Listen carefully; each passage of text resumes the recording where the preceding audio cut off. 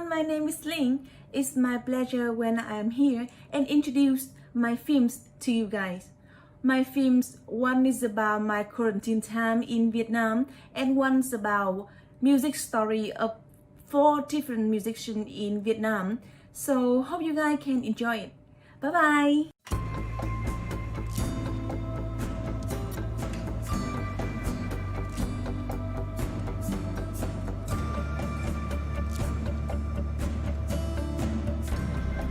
Music.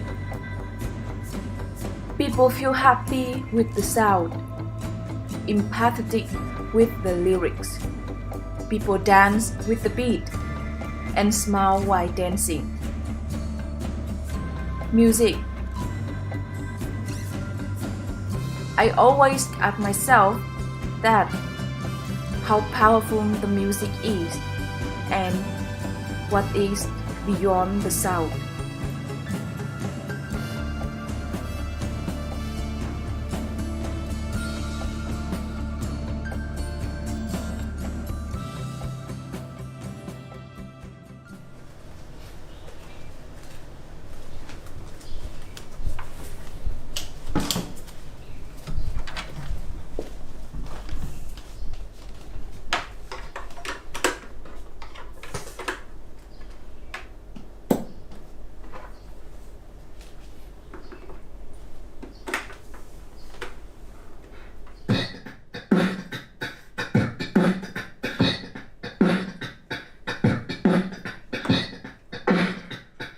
Mình là Nguyễn Huy Tuấn.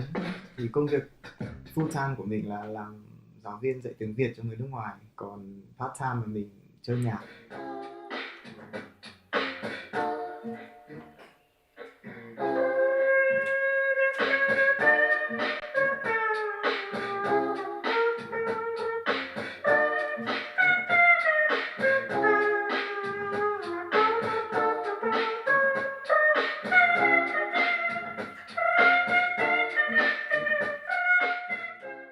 Kỷ niệm, nói chung là kỷ niệm lớn nhất của mình là lần đầu tiên mình đi đấu beatbox.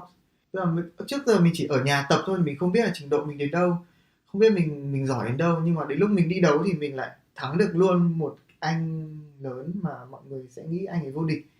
Thì đấy là cái bước đầu rất là thuận lợi cho mình. Đấy chính là cái bước mà nó cũng hoàn toàn thay đổi cái suy nghĩ của mình về bản thân.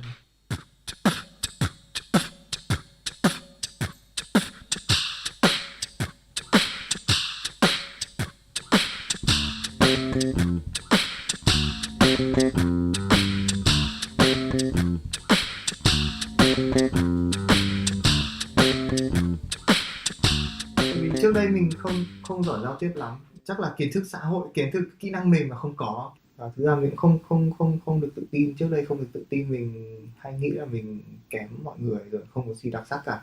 Thì cho đến khi mình bắt đầu tập beatbox và tập nhạc thì mình cảm thấy là tự tin hơn. Bạn tưởng tượng, thực ra cái này nó đúng với cả rất nhiều người thôi. Ví dụ như đứng trên sân khấu mà mình làm một cái gì đấy mà mọi người bên dưới hưởng ứng thì cảm giác là mình sẽ rất là, mình cảm giác như mình là một người rất đặc biệt. Sau khi tập nhạc thì mình cũng có cơ hội là gặp gỡ những người tập beatbox cùng mình ở bên ngoài và tham gia những cái show diễn, thì cũng gặp thêm nhiều người và tiếp xúc với cả nhiều người, thì mình thấy là mình cũng có nhiều bạn hơn và cái khả năng giao tiếp rồi mình tự tin trước mọi người là cũng cao hơn.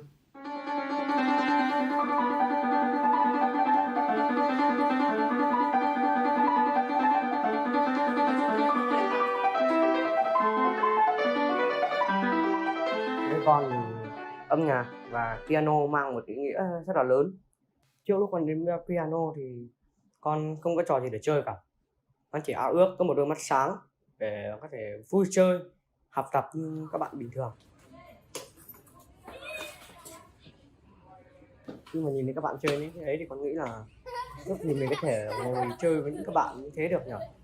Nhưng không, vì mắt kém là mình không thể chơi được. Khi con chơi đàn, tiếng đàn vang lên, cái cuốn hút của nó rất là kỳ lạ. nghe cứ như là những cái tiếng kiểu văng vẳng, như là âm thanh cuộc sống đang vang vọng ở nơi đâu đấy á. Và nó khiến cho con cảm thấy rất là yêu đời, lạc quan, rồi cảm thấy một cuộc sống xanh tươi, một cuộc sống đẹp đang hiện ra trước mắt.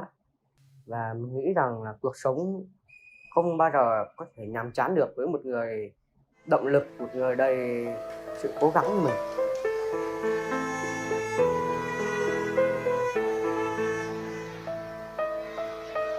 Giải thưởng lớn nhất là chính là giải vàng trong cuộc thi Liên hoan văn hóa nghệ thuật châu Á Thái Bình Dương tổ chức tại Malaysia vào năm 2020. Và những khán giả thì có nhớ là rất là say sưa lắng nghe, rồi là vỗ tay rất là rầm rộ. Đây cũng là những nguồn năng lượng để mình tiếp tục cố gắng đạt được nhiều thành công hơn nữa, vinh quang hơn nữa.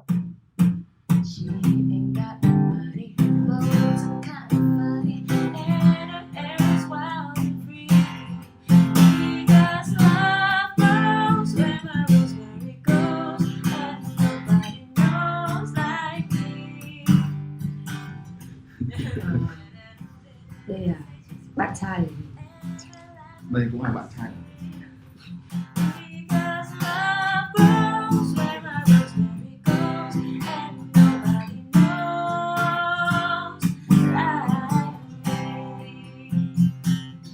Mùa hè năm 2019 là năm ngoái, mình có mở một cửa hàng bán băng đĩa nhạc.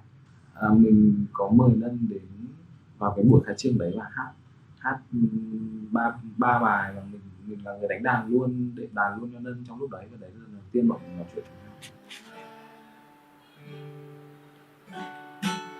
Tôi vẫn đi một con phố xa, tôi vẫn mong một ngày khi giấc mơ sẽ mừng và ấm hoa, dù cho mây mù giăng kín lối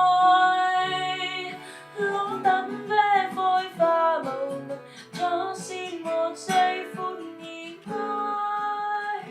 Ủa, nhưng mà không có âm nhạc thì chắc chắn là bọn mình đã không gặp nhau rồi. Chính xác. Thì mình chỉ có thể tưởng tượng ở đấy, mình không thể tưởng tượng được thêm nó sẽ như nào. Thì bọn mình tua lại những cái gì trước kia, những cái kiểu kỷ niệm trước đây thì chẳng thể có một cái chỗ nào bọn mình sẽ có cơ hội xuất hiện cùng nhau.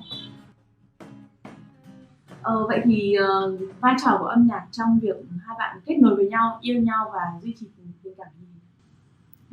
Anh đàn em hát. Chính là bọn mình rất tận hưởng đến khoảng thời gian là kiểu tình cờ đấy, mình vừa mới đang đi rửa bát thì Hoàng Vu đánh đàn, thế là mình cũng vừa rửa bát mình vừa vọng ra từ nhà vệ sinh mình hát theo. Thì kiểu nó là những cái kiểu những cái thứ nghe nó rất là giản dị bình thường ấy, nhưng mà kiểu những cái thứ đấy bằng một cách ở đó nó cũng kiểu khiến cho bọn mình cảm thấy gắn kết với nhau hơn.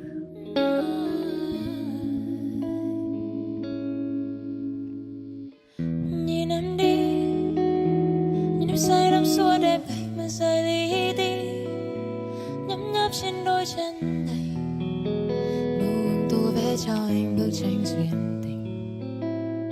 Từ việc bọn mình hay lẩm nhẩm bài hát trong mồm ấy, mình hay lẩm nhẩm hát này, Hoàng Vu thì hay thi là đánh đàn, thì cũng có thể hiểu được tâm trạng của nhau nó như nào ấy, kiểu hát một bài nghe nó hơi buồn buồn tí là biết là kiểu có chuyện gì ấy ở đấy, kiểu mình chỉ cần hát vài câu Hoàng Vu sẽ kiểu đi ra ô thế là xong rồi, kiểu rất là đơn giản ấy. Chỉ như mây thoáng qua trôi chậm trôi, anh đến soi sang tiếng thương yêu động trên bờ môi. Ở thời điểm hiện tại thì âm nhạc đối với mình nó là một cái không thiếu được. Nói chung là nó như kiểu một cái cảm xúc detector ấy, kiểu mình chỉ cần hát vài câu Hoàng Vu sẽ kiểu đi ra ô thế là xong rồi, kiểu Nó khiến cho con cảm thấy rất là yêu đời, lạc quan. Nó là một cái phương tiện để mình thể hiện bản thân mình.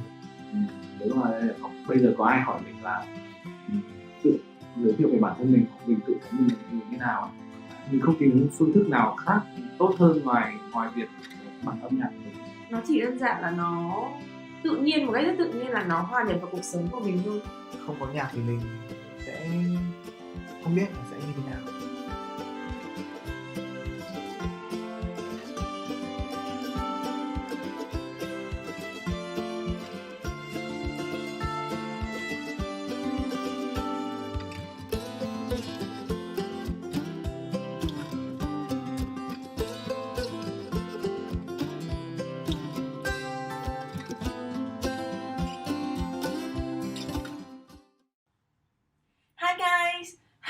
feel during the social distancing?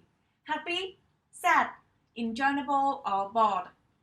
I believe one person can have their own feeling on these circumstances.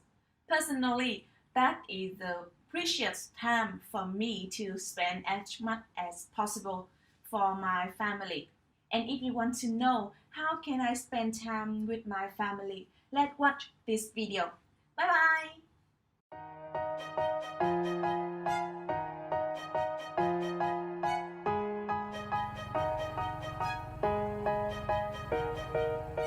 The pandemic in 2020 has impacted significantly on human life.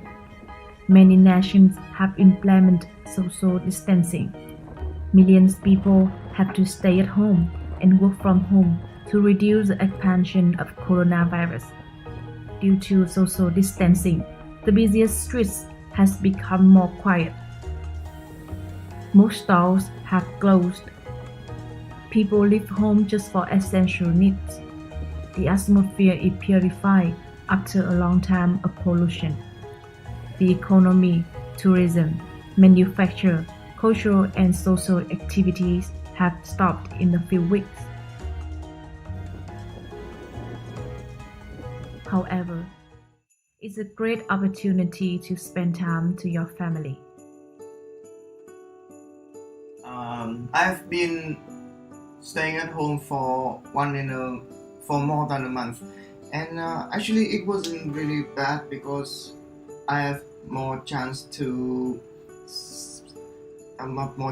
spend time with my family, with someone, with my girlfriend, and also I have more time to do what I love, such as playing music or watching movie. Actually, I always go to bakery to buy a birthday cake for a family member when his or her birthday, but in social distancing, all store closed, and I have plenty of free time, so I decided to bake a birthday cake by myself and celebrate my boyfriend's father's birthday together. It's very good. And I have the opportunity to bake with my boyfriend. We have baked together, and I think have a lot of fun. Yes, we have a lot of fun. I didn't expect that I can bake the cake, and I was right. So I just film her making a cake. But you do it. We do it together. Yeah. 250, 225, hay 255 là cái gì? Sau đó là chiều 80 đúng không? 80 cộng 35 là bao nhiêu? 110 đúng không? I have never cooked before until I live with my girlfriend after the quarantine time. How do you feel? I feel that I'm ready to move out and have our own life together.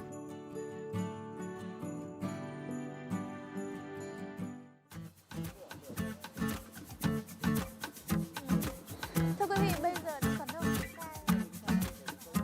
Fortunately, after 3 weeks of social distancing, Hanoi, the capital city of Vietnam, comes back to normal life. Rất là hạnh phúc, người dân hoạt động lại bình thường. Tập thể dục thì thực ra là để nó bảo đảm sức khỏe, để chống lại con virus đi. cảm thấy nó vui, kiểu như là chim sổ lồng ấy. People are allowed to go back to schools, office, and of course, to exercise on streets. That is the favorite daily activity of most residents here.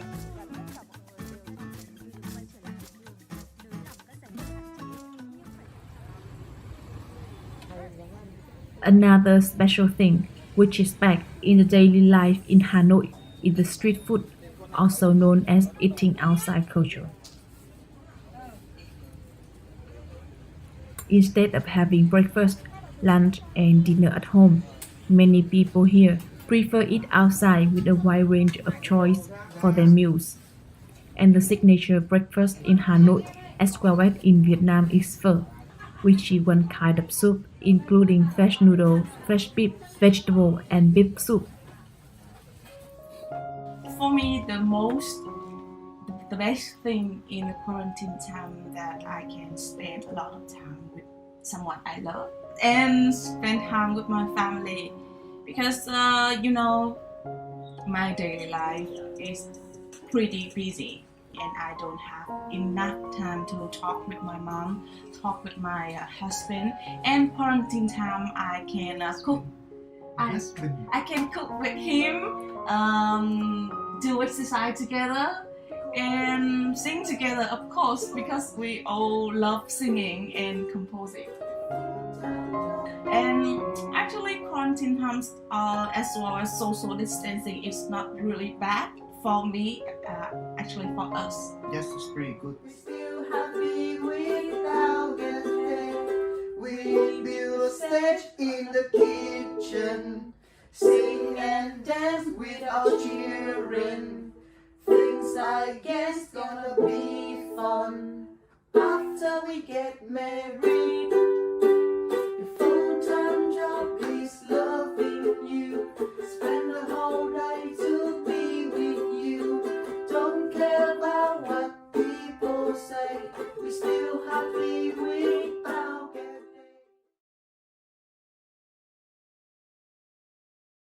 The film Migration was made during lockdown period of COVID-19 here in Melbourne. It's explored the subject or the topic of migration from my interviewee perspective, who are an Australian, that explain his story about migration and his work in migration. I am thankful to have such a great subject, to tell a compelling story, but technically I still have a lot to improve in this film, and I hope you guys will still get something out of this film and enjoy the film.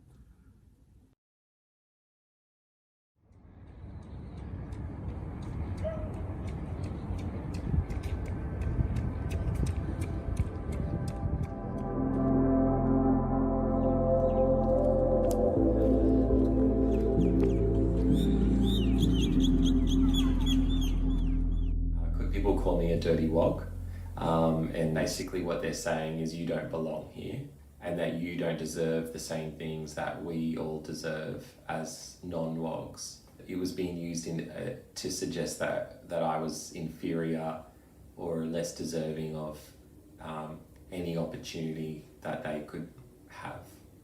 So that's instantly the direct feeling and intention in using that word that they'd be after.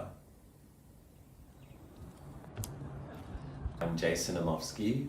My cultural background is that my mother was born in Australia and my father was born in Macedonia, or what is now known as North Macedonia. Growing up as a young kid, I always remember feeling a sense of confusion about where I belong and who I was and where I fit in. And part of that was because of my cultural upbringing, and I can definitely see a strong alignment to the European cultural elements that are Macedonian side. So, for example, I always believe in an abundance of food and hospitality when you have visitors over. I see coffee as an important social aspect of coming together and having conversations, and that's something that my grandmother, my bubby, would do. I think I've adopted the similar personal values in the importance of hard work and preparing, planning for your future, and they were values that were demonstrated by my dad or my grandfather. Yeah, so I have a background in working with refugees and immigrants that were arriving to Australia. I have a real passion for multiculturalism, and I'm a strong supporter of migration to Australia, including welcoming refugees. We're not going to sugarcoat it. There's about 60 million refugees displaced around the world, and only a very small fraction of them will ever get the chance to be resettled in another country. We make a huge contribution to resettling refugees, but it goes nowhere near to solving the refugee problem. In terms of realising the value and importance of the job, I realised that when I knew I could make a difference to someone's life. It carries a lot of responsibility, and I felt very lucky to have that role because I felt like I was someone who was very compassionate, understanding, patient. I wanted to help these people within the boundaries of the government's policies. And so I felt that I was in a good situation because I had the right state of mind to do that role compared to maybe someone who felt differently towards refugees but was doing this as their job. Australia is a nation that is built on migration, and that includes the refugees who have resettled here over the past 40 plus years. So we've had significant waves of migration from a range of different countries all around the world. You know, the one thing I would say to people that I would like people to know is that many refugees are living in circumstances that you can't even imagine. You know, refugees are people just like you and your family. They don't want to take anything away from you. When I ask them about why they want to come to Australia, they'll tell me that they want to come because they want to give their children an education and have the opportunity to work and live in peace. They really just want to live in peace. They just want to be somewhere that's safe and where their family can be happy.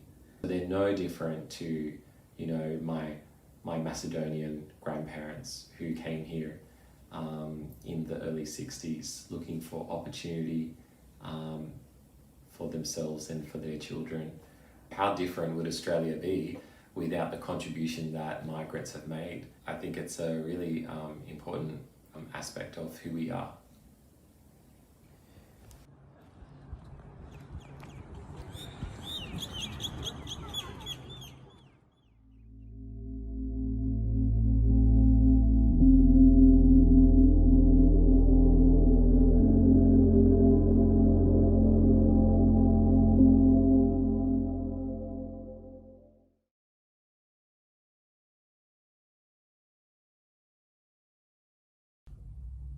Hi everyone, you'll now see the second episode of People of Melbourne, in which I interviewed Joseph from the band Amistad. I hope you enjoy it.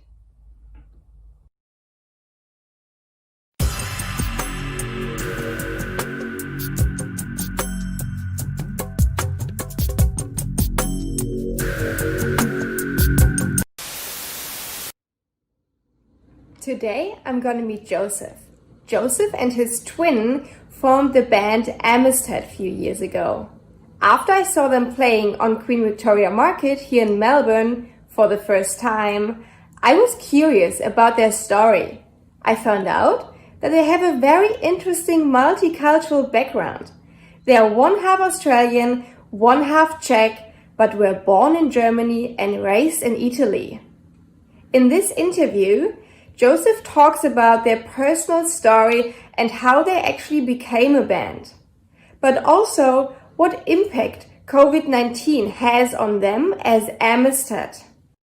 My name is Joseph, and I'm one half of the duo Amistad, which contains of myself and my brother Jan.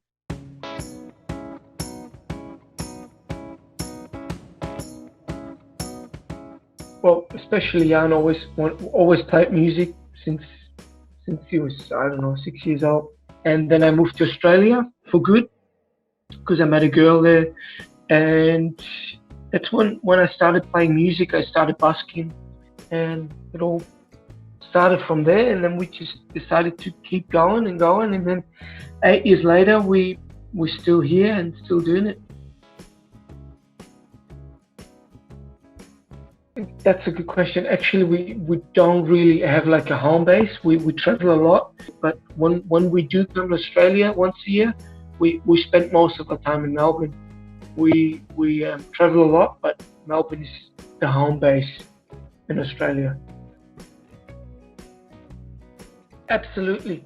I think absolutely. I think as we speak 4 languages, I think that all plays into the writing process. Plus, you know, being or having lived in like 4 or 5 different places for a few years at a time. I think that all had an impact on what music we grew up with, and it all plays into the style and the way we sing and how we write. I think.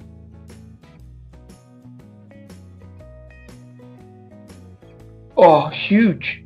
I mean, all of our shows that we had lined up, festivals, all's been cancelled. So, yeah, I think the music industry, yeah, is struggling at the moment. All the artists, there's no concerts, and I mean, they said that it's going to go back to at least a few of the venues opening back up in September, I think. So there's nothing till then. I mean, it's already been 2 months without concerts, and I mean, financially, it's a big strain. I mean, we got some government support, but not every artist has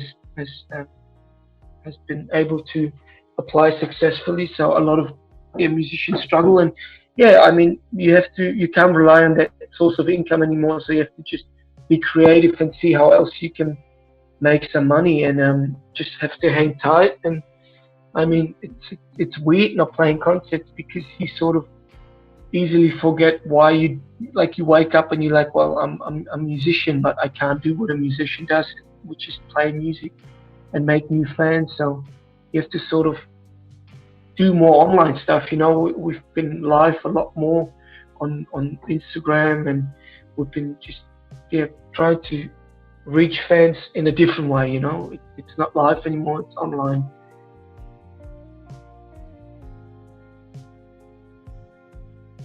I guess they all come from experiences that we have had or that we are experiencing in that moment when we do sit down and write, or they relate to someone else having some sort of experience. So I think it's all based on real life.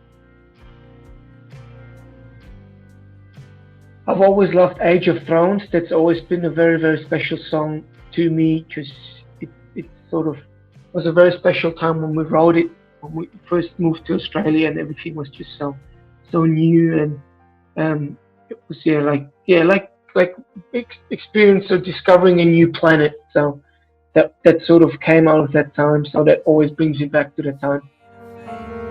Riding riddles to Riddick's curves. Remember your steps, remember them all.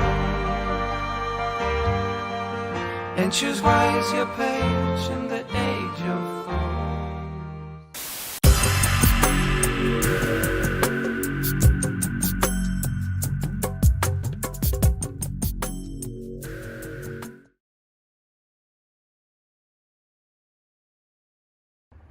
Hi guys, I hope you are enjoying our screening so far. And the time has come for my movie. So the movie I'm presenting today for the Moxie Film Festival is The Eden Seed that I produced during the first lockdown for Andrew Garton's class, video production class. And it is about COVID. It is about a project that transformed during COVID, and about the discoveries and difficulties, and also really good moments that this project brought along with it for me. So I hope you enjoy, and I'll see you later.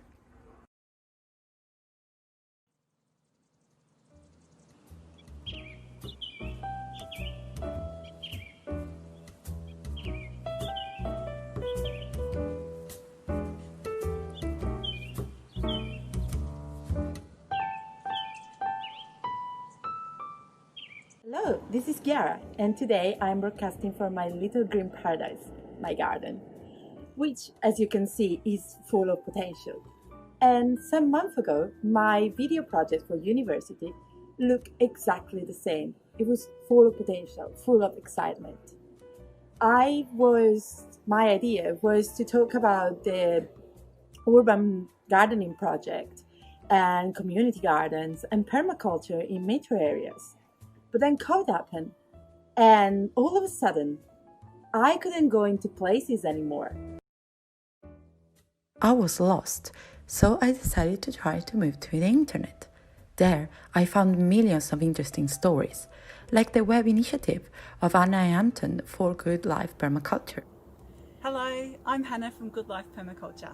Or the extraordinary example of Derek Olgrim, one of the fathers of the concept of permaculture itself.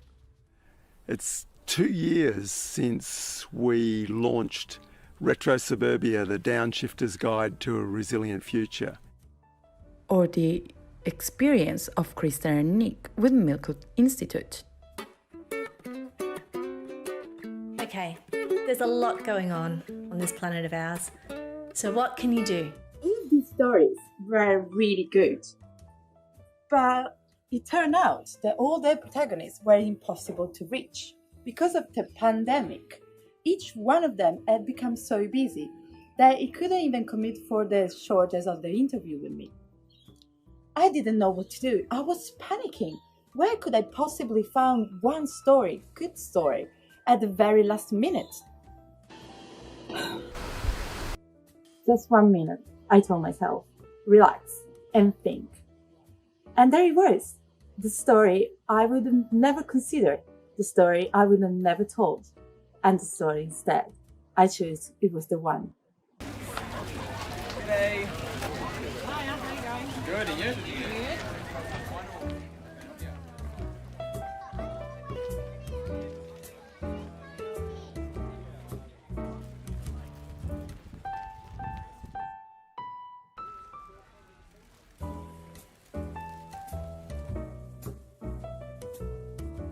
My name is Kirsty, a market manager here at Alphington Farmers Market every Sunday. I've been manager for 8 months, I'd say.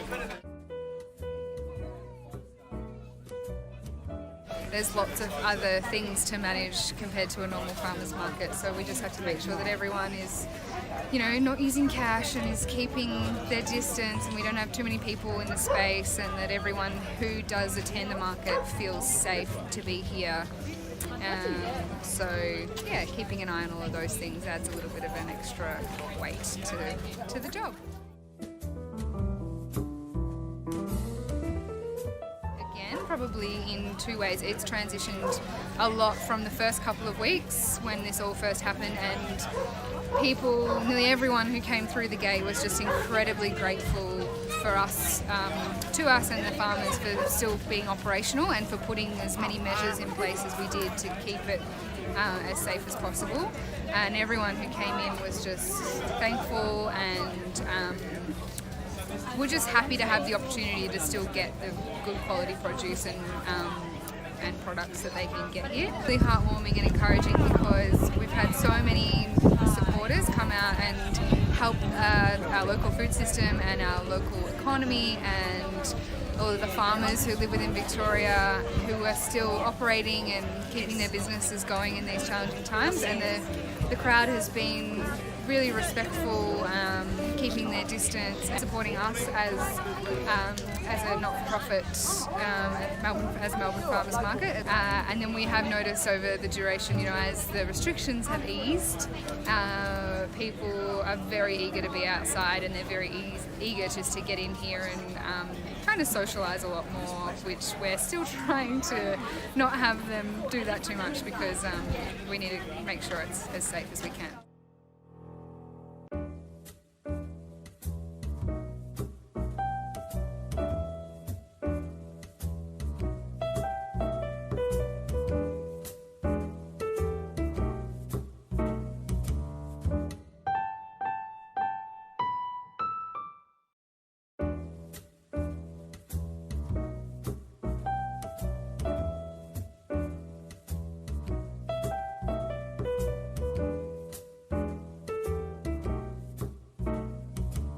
Farmers market were a way for me to evade from this quarantine.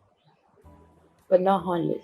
Eventually, they were also for me an instrument to realize a very important truth.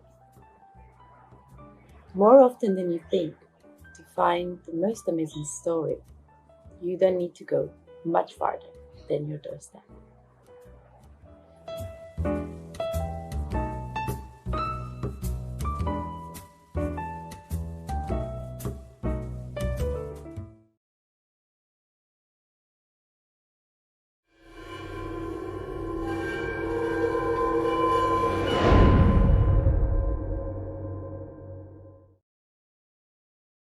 To look at the same thing again and again. You could do a lot of positive things and move forward. Looking back, I think I really liked how my wedding went. We had lined up festivals, all's been cancelled. There are moments that light up through the darkness.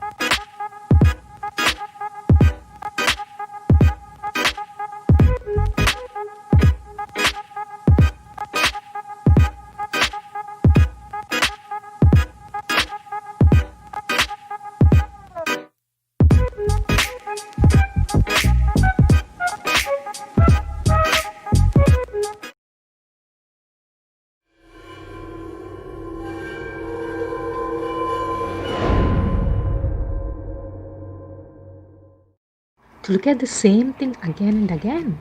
You could do a lot of positive things and move forward. Looking back, I think I really liked how my wedding went. We had lined up festivals, all's been cancelled. There are moments that light up through the darkness.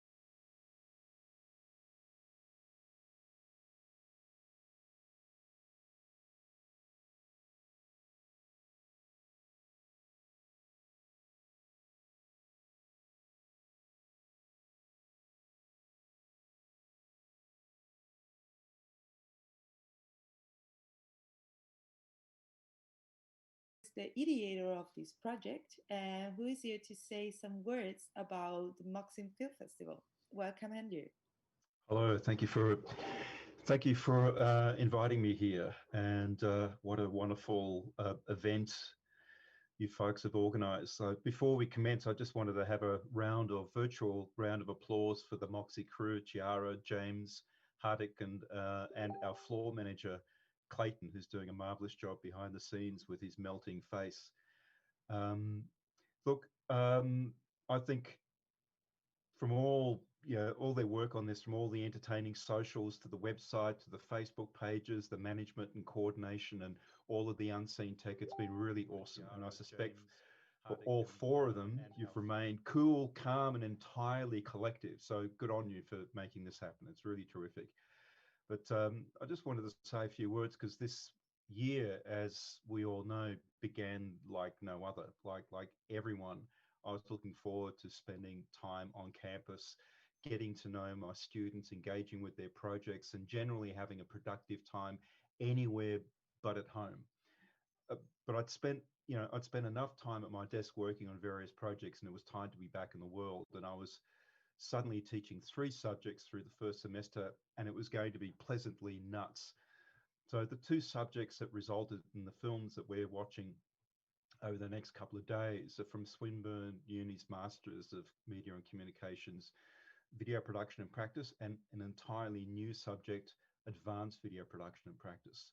So the first couple of weeks on campus were really, really amazing. I was meeting a whole new cohort of students, and quite a few I had taught the previous year, and it was a kind of reunion, but already connections were being made between students, and the sense that this is going to be a truly productive semester was really a tremendous feeling. And all the while this pandemic in China we were increasingly aware of was escalating, and a storm was coming. And then one evening on my way home, I stopped into the nearby Woolies, just sort of next to Swinburne, to find the shelves empty of bread, flour, toilet paper, and hand sanitizers. And I saw this elderly chap, actually possibly younger than me, stare at these empty shelves of flour, and in a thick North African accent, he said, "What's going on? And how will I bake bread?" And then, we all knew that something terrible was happening. So within days, just about everything was shutting down, and my teaching colleagues and I were now tasked with migrating our subjects online. And students would have to work from home and log in and participate in classes remotely. And I would be at the other end of a Zoom session to greet everyone. And so we began. And we started by, first of all, undoing our expectations, which was really hard. Students would not have access to professional video production equipment, nor the post-production studios everyone was looking forward to using.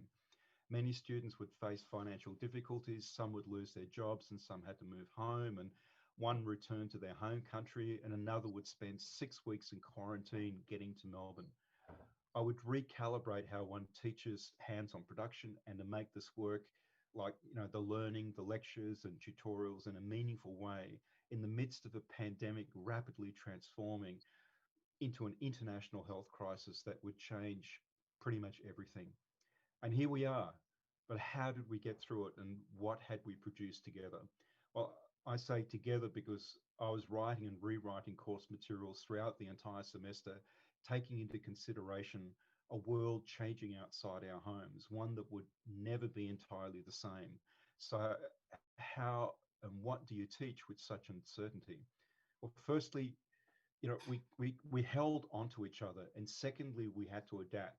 We had to work within our means to make do with the resources at our disposal. And not only did most students become familiar with their smartphones as sophisticated video cameras, I encouraged everyone to turn inwards for their stories. So it wasn't easy. And halfway through the semester, I got sick, quite ill, but I don't get sick leave, and I had nearly 70 students spread over 3 subjects that had become part of my life, and I think I'd become part of many of theirs.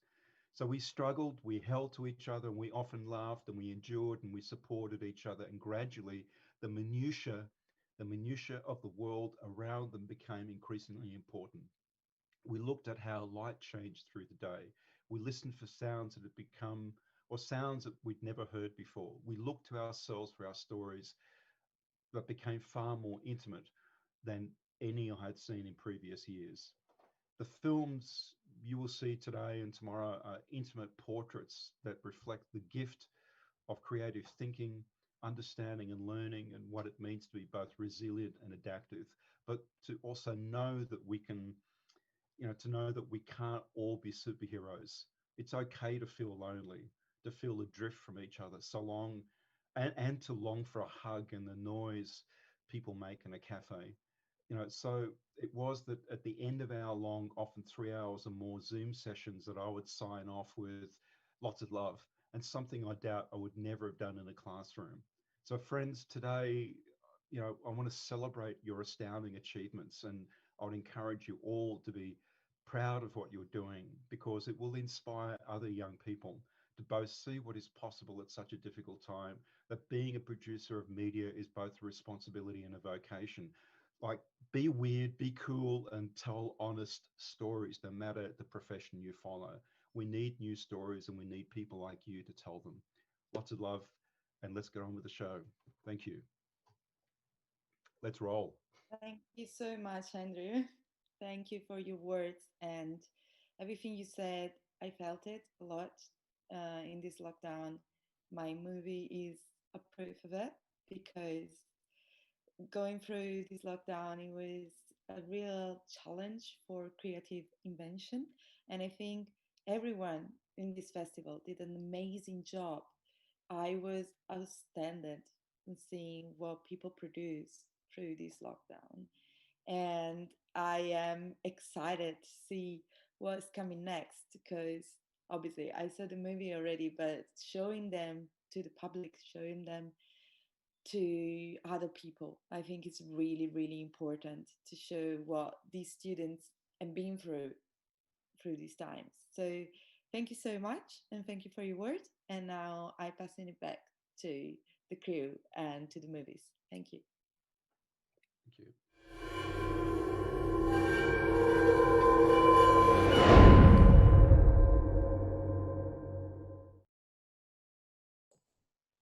Hi guys, my name is Will Michael, and you're about to see my video titled 5 Minute Reno, episode 1. If you guys like it, maybe there'll be an episode 2. Just wanted to give a shout out to my housemates, John, Dan, and Jason, who helped me out with the project, and a quick shout out as well to Andrew, who helped us all through a very trying semester. Hope you guys all enjoy it. Cheers.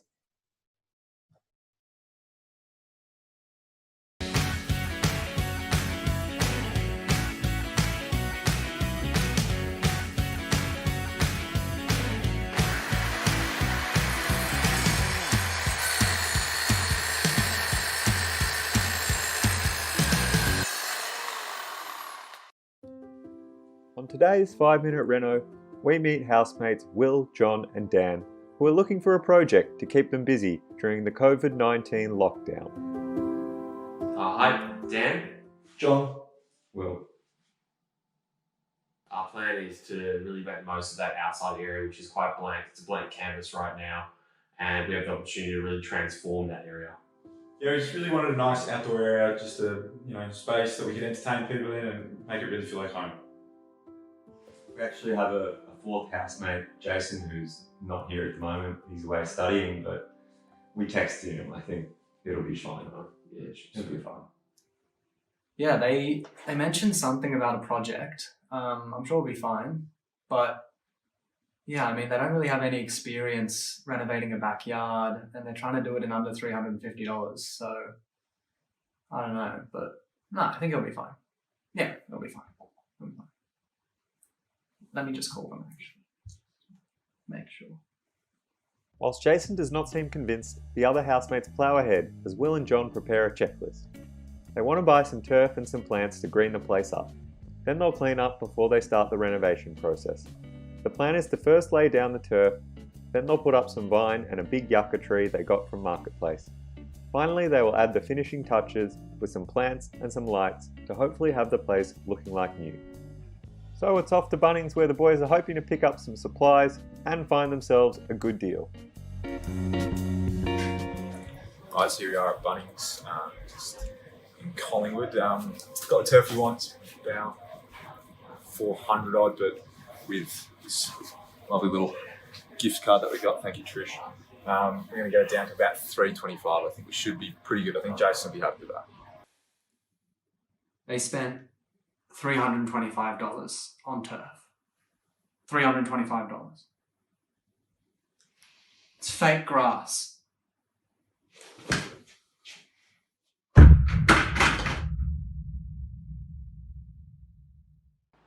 As John returns to the house with the turf, Dan has managed to rustle up some plants to spruce the place up. Alrighty, so I just returned back from Chris and Mari's. I've got us an array of plants for the garden here. Can't wait to set them up. But basically, a few succulents, herb patch, Ravina there for the summertime, but also this beautiful, beautiful Starry Night Loptospermum that's just going to blossom perfectly. I can't wait. With the turf and the plants checked off, the boys are ready to start the renovation.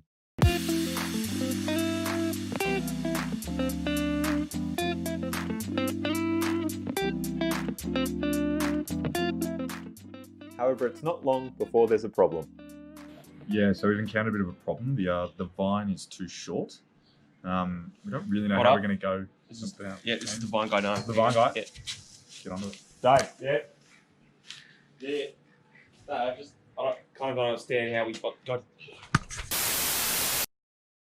Dan soon sorts out the extra vine, and it's on with the project.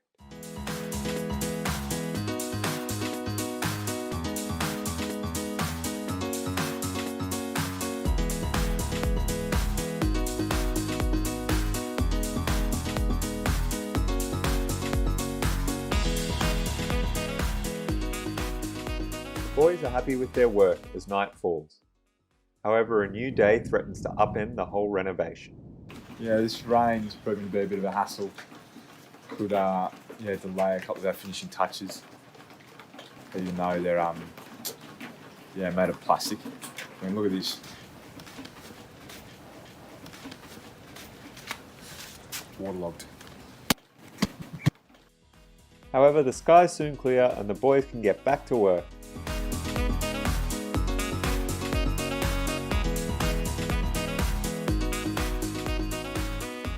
So we noticed a few of the vine leaves were falling off, and instead of letting them go to waste, we thought we'd get a creative idea and make them look pretty around the place. So get yourself a little bottle cap here and grab one of the fallen vine leaves and just sort of fold it over like so.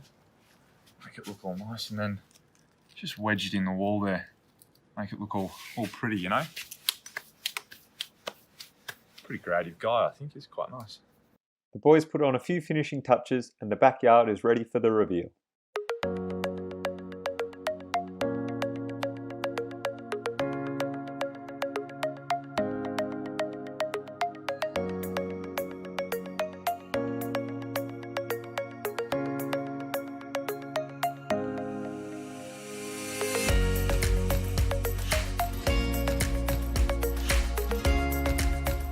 So yeah, all up it came to I think 400 in the end, which I think with the result of the backyard is a pretty good outcome, and I think Jason will be pretty happy. What do you reckon, guys?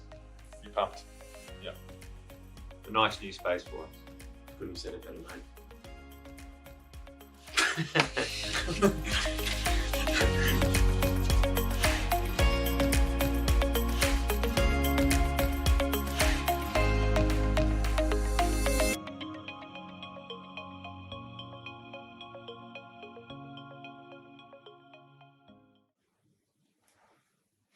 I have the recording. Yeah, hand it over.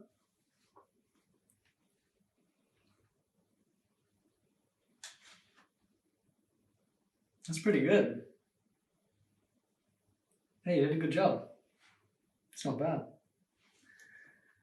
Good stuff.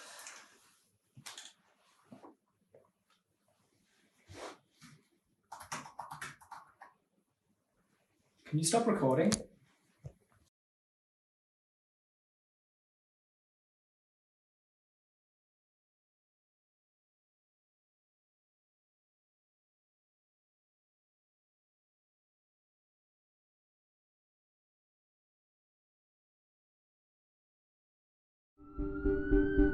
The US now has more than 100,000 COVID-19 cases.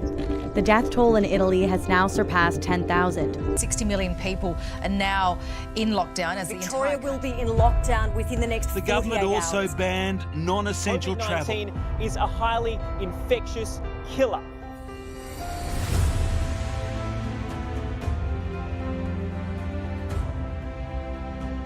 We were told to wash our hands then, we're told to wash our hands now. Keep clean. Schools were closed, pools were closed, cinemas, you couldn't, very similar.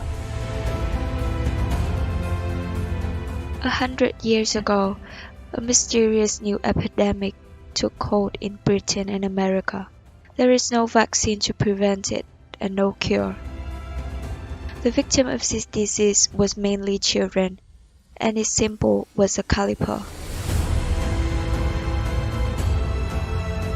I contracted polio when I was 14 months old, and I don't remember a lot about what happened at the time, only from the stories that my parents had told me and my older brother had told me. I contracted polio when I was 2 years old. I was living in Mumbai in India at that time. My family noticed when I was young that I'm not moving my right leg, and that's how we came to know that I've been affected by polio. As scientists scrambled for answers, the disease was reaching epidemic proportions. In 1908, fear found a name in polio. By the time science declared its viral and contagious nature, was the poliomyelitis was spreading as fast as the virus. On my 3rd birthday, I whacked a kid over the head with a croquet mallet at the party. I came down with polio the next day. At first they thought it was too much birthday party, but then the doctor realised there was a polio epidemic. I was isolated. I wasn't sent to Fairfield Hospital, thank goodness. So my mum and dad looked after me. But then my sister came along and she had cerebral palsy. My parents were so distressed by having these 2 crippled children that they put us both in the car and they were going to drive over a cliff. Spread by fecal, oral, person-to-person transmission, launching an attack on the nervous system in some cases, leading to paralysis in a matter of hours. By mid-century, polio caused widespread panic. In the 1940s and 50s, would be remembered for the spread of polio and epic proportions. People were urged to avoid crowded areas. Public pools and movie theaters were closed in reaction to rising numbers of polio cases, and citizens lived in fear of a disease of which we knew very little. Parents and doctors who had no understanding of what was attacking the children could only try to cope with the symptoms. I was in a double Thomas, which is an iron frame in which we're bandaged in and tied down. The aim is to immobilise paralysed muscles so that they become straight and not permanently crooked. That was like torture for me, really, because as a 3-year-old, I was chasing bullocks on the stock route outside. But it was that was life. And then things settled down, and we moved in 1959 to the eastern suburbs, and I attended a mainstream school, a little public school around the corner, and I got bullied. At which time I was walking, I started to walk, actually just to go back, I started to walk, and then I was walking, I had a short caliper, a short brace up to the knee, and then a long brace, and I was bullied at school because I couldn't keep up with the children and couldn't play, and kids can be a bit unfriendly and not very helpful. I was so looking forward to it, just to be like another kid. And I threw myself into everything. At first I was tied into a chair and did my classes tied in a chair. I don't even like seatbelts in a car very much now. But I tried my best, but I think there was still, we call it polio fog brain, where the fatigue makes concentration difficult. And I don't think I was a very good student, but I loved reading and literature and writing. And my aim was to become a writer of some sort. In 1953, American research scientist Jonas Salk announced over radio his discovery of an injectable vaccine against polio. The following years saw progress in disease control and a new name in immunization as Salk vaccine. In 1961, Dr. Albert Sabin developed an oral vaccine which quickly became a weapon of choice against the virus. However, with many polio survivors, the disease is not over. After decades of trying to overcome the disabilities, post-polio syndrome hit them again in the age of 60s or 70s when overused muscle and nerves gave out after decades of strain. One of the most troubling areas for polio survivors is the concept of fatigue. It's not like a normal tiredness, it's an overwhelming feeling of loss and no energy whatsoever. Polio survivors have often had to battle with weakened limbs that mean other parts of the body have to do more work. So you have a mixture of neurological loss as well as musculoskeletal inefficiency. By the 1980s, I started feeling incredibly tired. I was falling over a lot, all kinds of weird pains that were unexplained. I went to so many doctors, I had so many tests and x-rays, and they kept coming back. Eventually, the local GP told me it was all in my head. I knew it wasn't. I was so insulted. I knew there was something wrong. I never thought of polio. Doctors here were too young to remember polio, let alone contemplate post-polio syndrome. And then someone sent me an article written in a South Australian newspaper about American polio survivors getting what was called post-polio syndrome. Well, it was such a relief. Although I'm very mobile, I face difficulties in a way where, especially at work, where I had to stand for long hours. So my left leg get affected by just standing for a long time, lots of strains. I have constant back pains as well. Even though I'm positive now and I'm smiling and everything, but it's not a daily thing that I think about, oh my God, why did this happen to me? But sometimes, just like anything, when you're frustrated in life about you can't do the things that you used to do, like I can't walk like I used to do. I walked all around Europe in 1993, and now I need to take a wheelchair or a scooter. That's frustrating. They're just the everyday things that I have to rely on someone to help me to do things. That's frustrating. You know, you could look at it and say, well, in old age, you can't do what you used to do. But I'm not old, but I still, you know, because my mind is active and I'll put it this way, the mind is active, but the body's not going with the mind. So my mind is thinking, I want to get up and I want to do, and then I realize I'm tired. I just can't.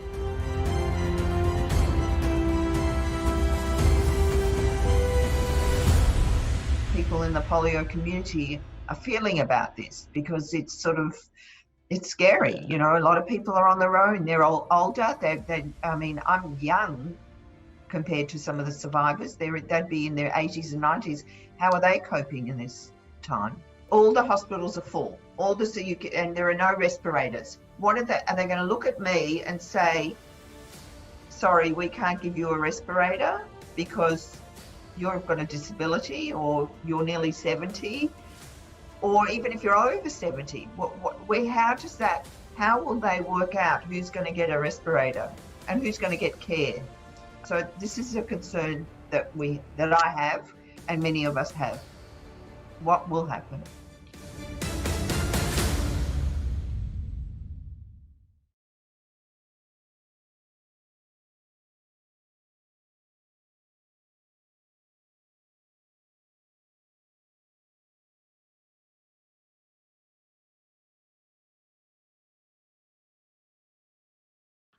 Hi, my name is Anna Bailey and I'm the director of Becoming Nigella, What Nigella Lawson Has Taught Me About Food, Myself and Life.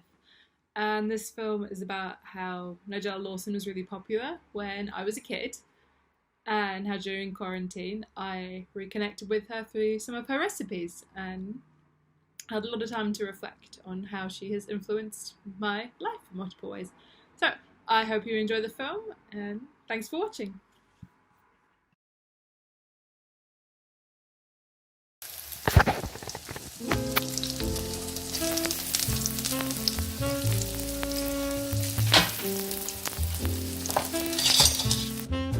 Cooking's a form of escapism. I've had a really bad day, or I'm just tired, or I'm feeling a bit run down. I know that if I go to the supermarket and I buy myself some ingredients and I just block out an hour or two in the kitchen to myself, my mood will completely change. And naturally with COVID, I found myself indoors more, and I was going through a couple of cookbooks of mine, and I found my very first childhood cookbook, which is Feast by Nigella Lawson. The caption of this book is Food That Celebrates Life. I remember trying to make one of her chocolate cakes, which was in this cookbook, and my dad would always go, "All right, Nigella."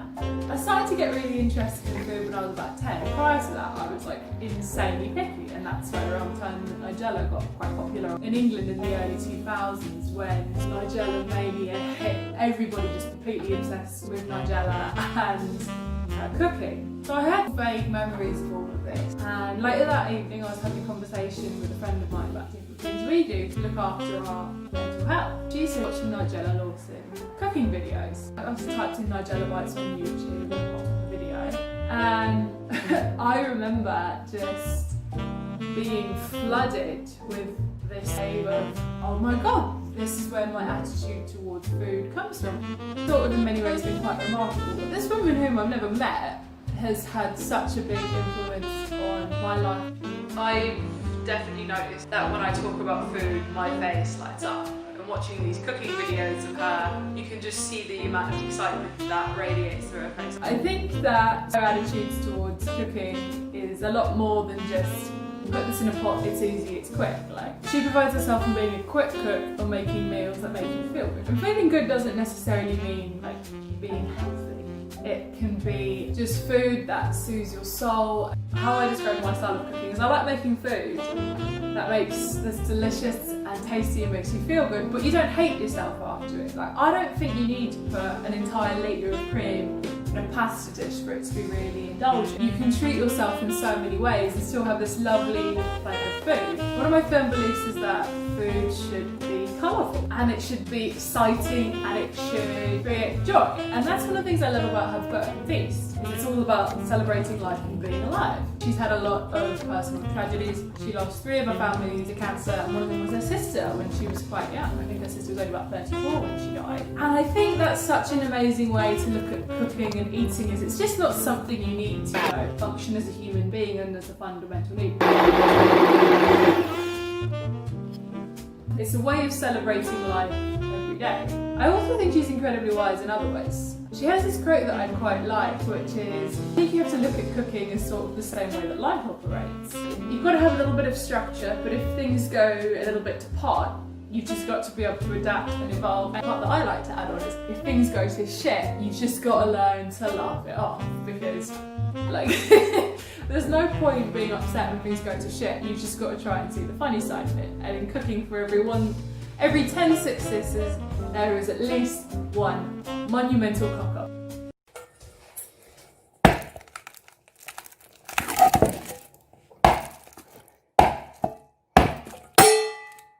Oopsie. So I'm a big believer that you shouldn't feel guilty about doing things that make you feel good. And food is one of the ways to do that. Like, if you have a really nice meal, you feel amazing for the rest of the day. Whether it's good for your arteries is an entirely different matter. Good food isn't about, is it cooked fancily, is it a perfectly balanced meal? It's food that makes you feel good and nourishes your soul. And that's what Nigella's cooking is all about, and that's how I try to be as a home cook. One of my favourite quotes from her is she was talking about how she thinks the notion of clean eating is quite a toxic one. because it implies that if you don't conform to this dietary lifestyle, what you're doing is dirty and sinful. And I think there's a lot of wisdom in that, because the notion of clean eating makes you feel guilty about something that there's nothing to feel guilty about. That's another reason why I identify with her a lot, is she doesn't go with the crowd and she doesn't want to. Everyone's got their inner child within them, but you know, I've had this little inner Nigella within me that's been quite lovely to discover. Becoming Nigella to me isn't becoming a celebrity or a TV cook. It's becoming someone that is very real and very passionate about the things that she enjoys and embraces the small things in life.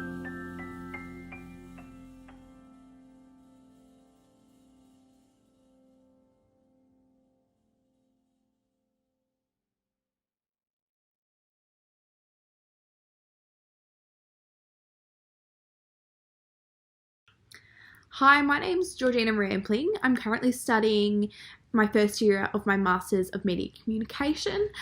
I did my short film on teaching during COVID-19. So I interviewed 3 people: Josh Levison, who's a first year teacher, Neil Rampling, who's been teaching at a high school for 30 years, and Susan Carroll, who is an education officer.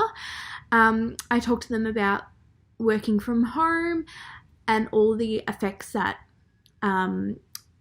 education from home will have on the future. Thanks. Enjoy.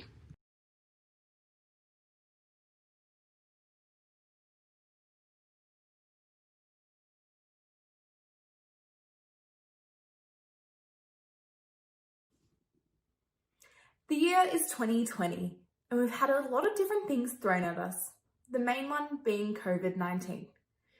Today we will look at the impact of the coronavirus on the education system and what it means for our future. Earlier today, I interviewed first-year primary school teacher Joshua Levison, who has had to turn his home into his own makeshift classroom. Here's what he had to say about the challenges he's been facing. It's changed in a lot of ways. It's, I guess everyone has shifted to a sort of online platform. Depending on the school, obviously every school's doing it in a different way, and it's impacting every family in a different way. It's changed for the better in some instances, but for the worse in a lot of others. And I guess we're doing what we can right now in the complex environment that we've found ourselves in. So mostly just an online platform, and the work just looks a little bit differently. From an alternative perspective, Neil Rampling works in a high school and has been teaching for over 30 years. And education officer Susan Carroll, who's also been working for over 30 years, have been working through the challenges of working from home. Teaching's changed incredibly since COVID-19. Social interactions with students are limited because of COVID-19. I had the great joy of being able to interact with students in a classroom in a way where I could enhance their learning and improve their outcomes. But since COVID-19, I've had to endure online learning. For that online learning, I've had to do a lot of preparation. The preparation is essential because the situation has now become a lot more generic rather than ad hoc. In an ad hoc situation, I was able to go to the students and help them. In this situation, I have to think ahead so that I can have visuals that actually enhance the student's outcome. Challenges I've faced is that I've missed that social interaction with the students, because that's the main reason that I teach. The issues have been that students have, in some cases, been unable to get online and have therefore missed the opportunity to learn particular things at particular times. The challenges has been increased preparation, in terms of presenting some visuals that actually reinforce a particular subject content that I teach. I think the greatest challenge we've all faced is the number of meetings and the number of Google, Zoom, WebEx, Cisco meetings seem to have been constant. We seem to be connecting with people much more regularly, and it's been much more demanding. So it's actually hard to get any projects completed because the demands have been so much and the schedule's been so hectic. I think there's been a lot of anxiety about how students have coped or would cope, and the impact of students through being at home for 3 months. For many of the students I support who have autism, they find working from home much better than being at school. So I'm hopeful that schools can be a bit more flexible in the future in supporting students to not be face-to-face all the time in the classroom.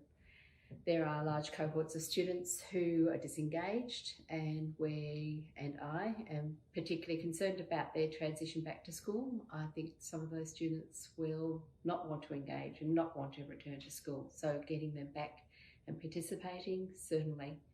It's clear that the education system has changed in a massive way due to COVID-19. And though things might never look the same in the future, teachers and students are able to take from this experience to improve things when it's all over. It's been an extremely challenging time, but thanks to teachers like Josh, Neil and Susan, we can ensure all our students are in safe hands.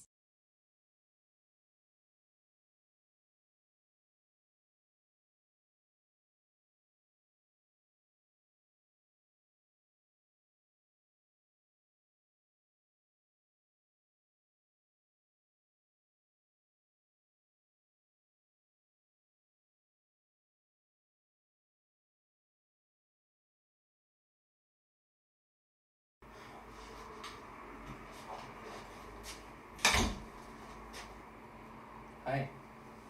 Hi, shopping? Walk. To look at the same thing again and again. What have you been looking at lately?